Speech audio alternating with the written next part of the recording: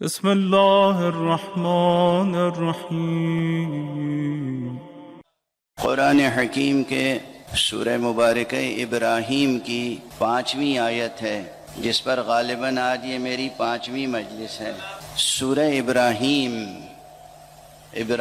بت شکن، یہ سورہ از اول تا آخر اپنی ایک ایک آیت میں نہ جانے کتنے مضامین اور کتنی حکمتیں اور کتنے معارف سموئے ہوئے ہیں۔ حضرت امام زین العابدین علیہ السلام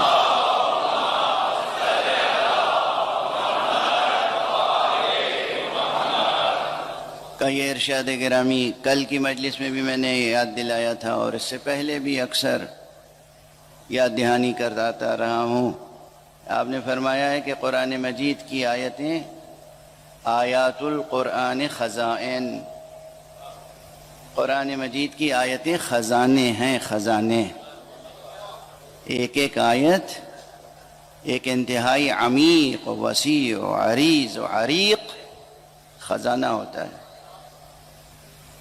تو جب بھی کوئی شخص کسی خزانے کے دہانے پہ پہنچے تو اس پہ یہ لازم ہوتا ہے کہ وہ دیکھے اس خزانے میں کیا کیا اللہ نے نعمتیں رکھی ہیں۔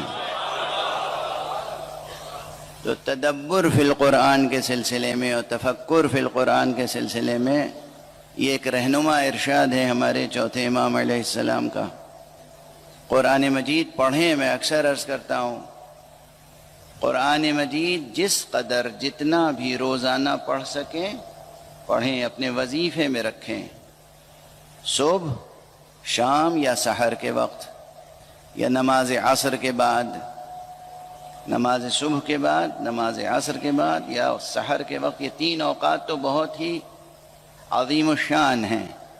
یہ وہ اوقات ہیں کہ جب قرآن مجید انسان آداب قرآن کے ساتھ باوضو ہو کر عشق الہی کے ساتھ تلاوت کرتا ہے تو اللہ سبحانہ و تعالی، وہ عربی جانتا ہو یا نہ جانتا ہو، اس تلاوت کرنے والے کے قلب پر نورانیتوں کی چھوٹ پڑتی رہتی ہے۔ کوئی صحبت قرآن سے بے فیض نہیں اٹھتا۔ یہ ممکن نہیں ہے کہ کوئی قرآن حکیم کو اپنے سامنے کھول کر رکھے، محبت کے ساتھ، یقین کے ساتھ تلاوت کرے اور اسے کچھ حاصل نہ ہو۔ یہ ممکن نہیں ہے۔ جو لوگ یہ کہتے ہیں ان کی رائے سے میں متفق نہیں ہوں۔ بہت سے حضرات بحث کرتے ہیں کہ قرآن، ایک تو بہت بڑے عالم ہیں، میں اس وقت نام نہیں لینا چاہتا ان کا، عالم ہیں وہ، لیکن وہ کہتے ہیں کہ اس طرح سے قرآن مجید پڑھنا کہ انسان ترجمے سے بالکل واقف نہ ہو اور تفسیر سے واقف نہ ہو، یہ باطل ہے۔ لفظ باطل کا استعمال اس طرح سے انہوں نے کر لیا کہ ان کا علم و فضل و اجتہاد کا بطلان خود ہی واضح ہو گیا۔ قرآن مجید پڑھیں، لیکن ہاں اگر اللہ توفیق دے، اور یہ توفیق پیدا کیجئے، یہ توفیق حاصل کیجئے، اس توفیق کو حاصل کرنے کے لیے دعا کیجئے کہ ترجمہ بھی پڑھنے کا موقع ملے، تفسیر بھی پڑھنے کا موقع ملے، تاویل تک پہنچنے کا موقع ملے، تعبیر حاصل کرنے کا موقع ملے، عبرت حاصل کرنے کا موقع ملے۔ یہ سب مراتب ہیں۔ قرآن مجید سے عبرت کس طرح حاصل کی جاتی ہے، قرآن مجید سے اعتبار کیسے حاصل کیا جاتا ہے، یہ ایک علیحدہ موضوع ہے مستقل، جس پر کسی صاحب فضل نے ابھی تک مستقل طور پہ قلم نہیں اٹھایا ہے۔ یہ ایک علمی موضوع ہے، قرآنیات میں ایک علمی موضوع ہے کہ کس طریقے سے قرآن مجید سے اعتبار حاصل کیا جاتا ہے۔ اور میں جب اعتبار کا کلمہ استعمال کر رہا ہوں تو اس کی بھی ایک اصطلاحی حیثیت ہے عرفانی ادب میں، عرفانی علوم میں، لیکن آپ سے ذہنی اور عرفانی ایمانی قربت کی بنا پر میں کہتا ہوں کہ آپس میں ایک دوسرے پر اعتبار کرنا کبھی یہ تجربہ کیا ہے؟ ایک دوست کا کسی دوست پہ اعتبار ہوتا ہے، یہ تجربہ کیا ہے کبھی؟ ہوتا ہے تجربہ، کبھی آپ کا اعتبار قائم ہو جاتا ہے، کبھی آپ کا اعتبار ٹوٹ جاتا ہے۔ رشتوں میں یہ ہوتا ہے، بھائی بھائی کے رشتوں میں ہوتا ہے، والدین اور اولاد کے رشتوں میں ہوتا ہے کہ ایک رشتہ ہے، اس رشتے کے تقاضے کچھ بے کہے تسلیم کیے جاتے ہیں، لیکن کبھی کبھی وہ تقاضے پورے ہوتے ہیں تو کہا جاتا ہے کہ میرا اعتبار قائم ہو گیا، اور کبھی وہ تقاضے پورے نہیں ہوتے تو کہا جاتا ہے کہ بھئی اعتبار کو ٹھیس لگی، اعتبار ٹوٹ گیا۔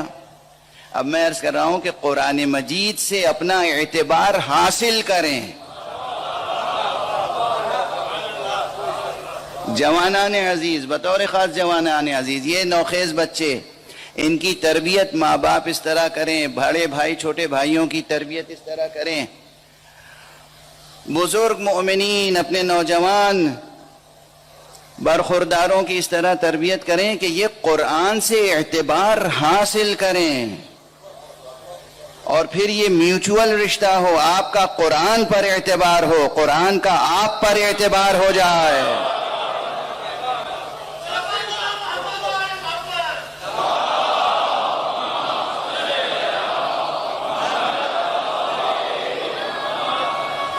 جن کے درمیان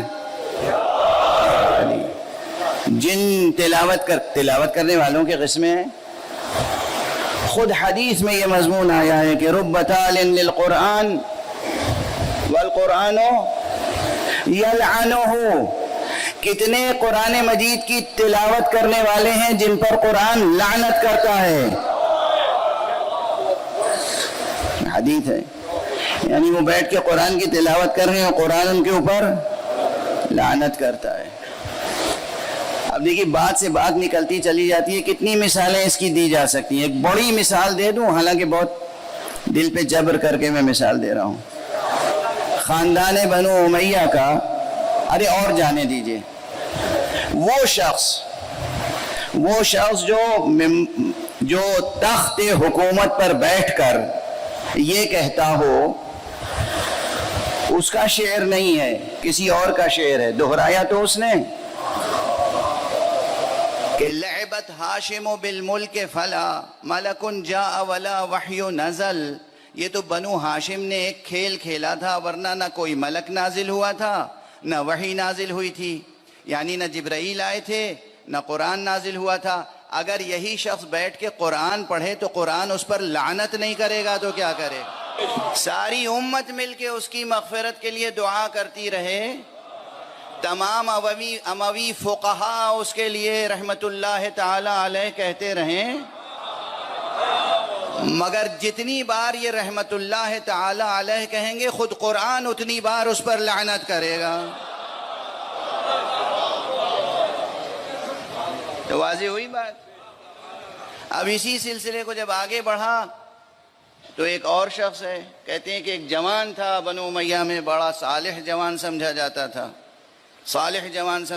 تھا، نام تھا اس کا ولید، اور وہ دن رات نماز روزہ اور تلاوت قرآن میں مشغول رہتا تھا۔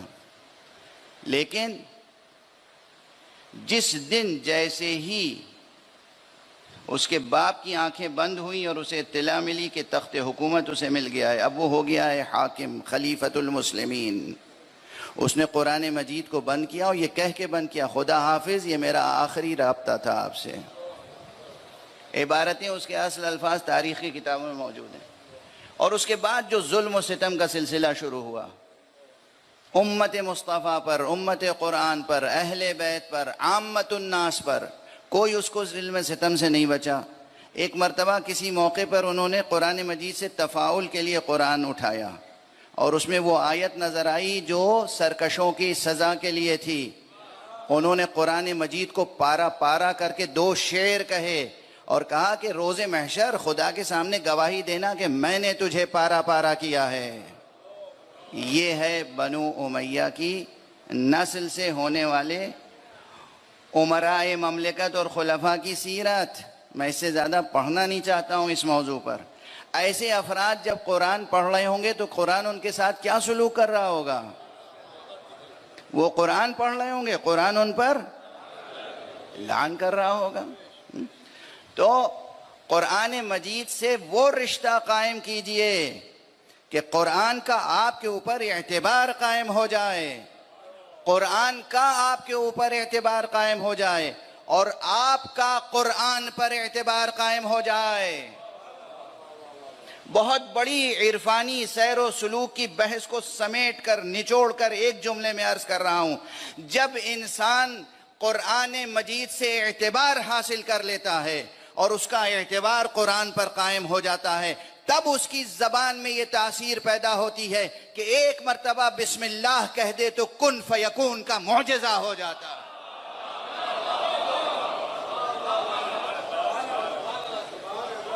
ہمارے عرفاء جو کہتے ہیں کہ بسم اللہ عارف کن فیکون خداست. ایک عارف جب بسم اللہ کہہ دے، کچھ نہیں، بسم اللہ کہہ دے. یہ کیسے ہو گیا؟ یہی بسم اللہ 100 بار پڑھیے، 1000 بار پڑھیے، 786 بار پڑھیے، کوئی اثر نہیں ہوتا. اور ایک عارف ایک بار بسم اللہ الرحمن الرحیم کہہ دے، جس کام کے لیے نیت کر کے بسم اللہ کہے گا وہ کام ہو جائے گا. یہ کیسے ہوتا ہے؟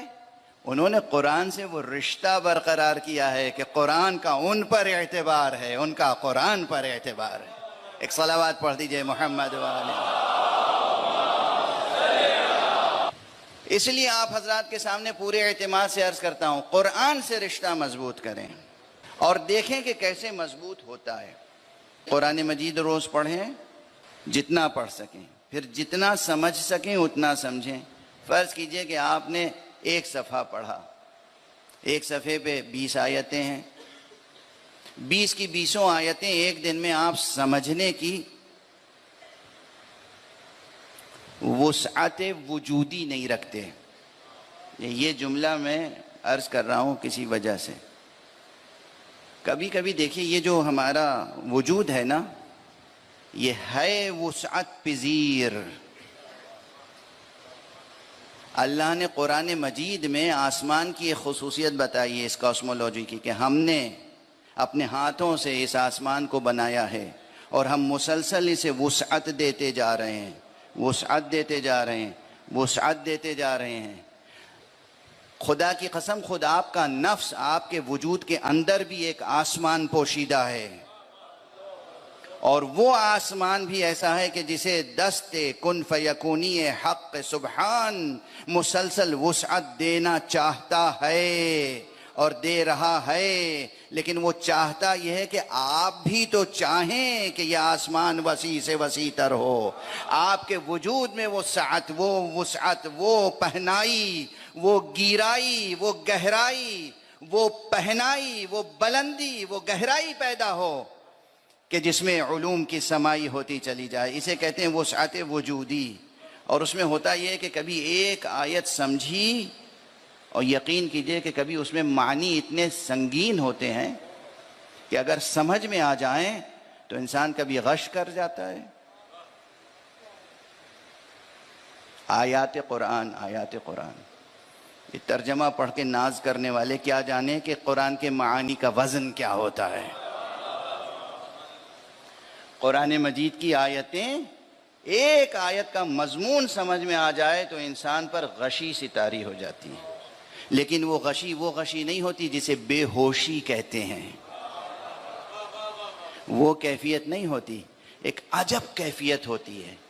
یہ جسم کمزور ہو جاتا ہے، لاغر ہو جاتا ہے، تھوڑی دیر کے لیے محسوس ہوتا ہے کمزوری آ گئی ہے، لیکن روح قوی ہوتی چلی جاتی ہے. روح قوی ہوتی چلی جاتی. روح کے بار کو اس وقت یہ جسم اٹھا نہیں پاتا ہے. تو مصلی پر جب تلاوت کرتا ہے انسان تو اس سے پھر اٹھا نہیں جاتا ان قدموں سے جب تک کہ فرشتے آ کے سہارا نہ دیں اس کو.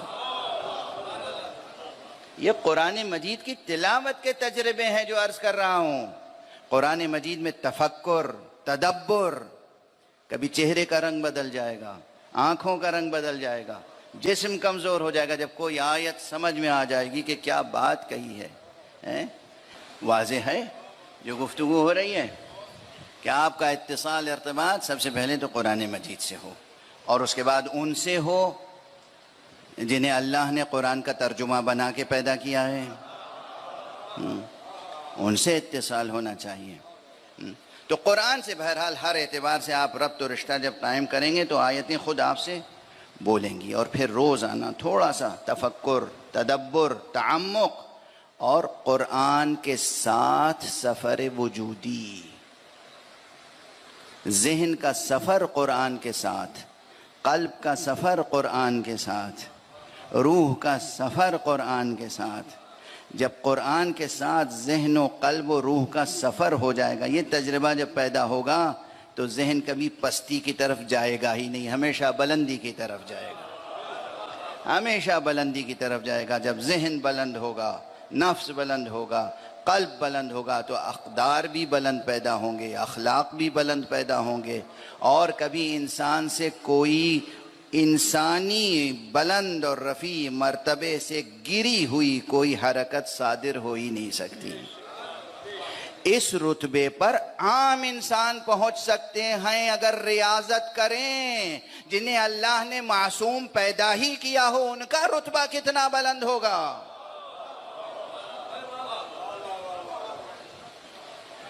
جو لوگ انبیاء اور ائمہ علیہم الصلاۃ کی عصمت کے قائل نہیں ہیں نا، میں تو بس یہ سمجھتا ہوں کہ انہوں نے اپنی زندگی میں کبھی کسی شریف انسان کی زندگی کا معیار دیکھا ہی نہیں ہے۔